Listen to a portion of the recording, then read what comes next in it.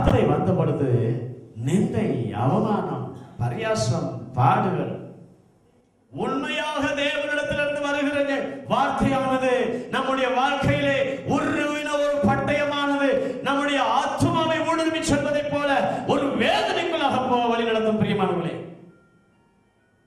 இந்த நாட்களிலே பார்ப்போமானால் அநேக புஸ்தகங்கள், அநேக டிக்ஷனரி, கான்கார்டன்ஸ், ஸ்ட்ராங் கான்கார்டன்ஸ் அதிகமான நமக்கு கஷ்டமே இருக்காது.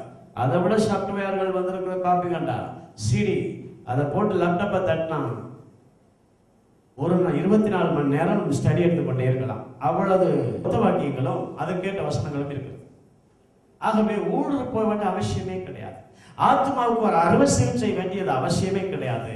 ஆனால் கர்த்தர் சொல்லுகிற வார்த்தை, ஆண்டவர் வெளிப்படுத்துகிற வார்த்தையானது இங்கே எரேமியா பெற்றுக்கொண்ட பொழுது எரேமியா என்ன சொல்கிறார்? என் எலும்புகளிலே அவைகள் அடைபட்டு, praise the Lord, நம்முடைய எலும்புகளை டச் பண்ணும் அளவும், அங்கே உரசும் அளவும், ஒரு நெருப்பு ஏற்படும் அளவும் தேவனுடைய வார்த்தையானது கிரியை செய்கிறதாக இருக்கிறது. ஆகவே உண்மையான அர்ப்பணித்தலுக்கு, உண்மையான ஒரு பாடுகள், ஒரு வேதனைக்குள்ளாக கடந்து செல்ல கர்த்தருடைய ஊழியக்காரர்களை தேவன் அழைத்திருக்கிறார். Praise the Lord. இவ்விதமாய் சங்கீதக்காரர் என்ன சொல்கிறார்? 32 3வது வசனம் 4வது வசனத்தை நாம் பார்ப்போமானால், நித்தம் அடக்கி வைத்த நிமித்தம் என் கதறுதலினாலே என் எலும்புகள், பிரைஸ் தி லார்ட், ஆண்டவருடைய வசனம், ஆண்டவருடைய வார்த்தை எங்களுக்குள்ளாக வரும் பொழுது அங்கே ஒரு அக்கினி புறப்படுகிறது.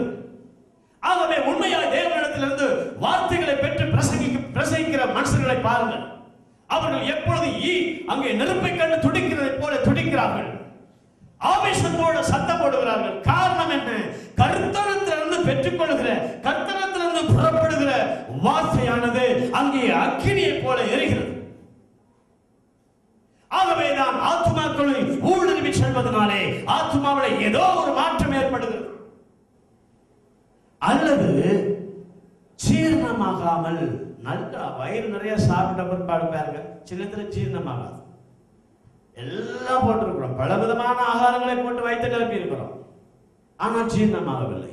இன்றைக்கு அநேக வார்த்தைகள், வசனங்கள், பிரசங்கங்கள், ஸ்டடிகள் எல்லாவற்றையும் அறிந்து கேட்டு கிரகித்து கொண்டு அங்கே full stop, ஜீரணமாகவில்லை.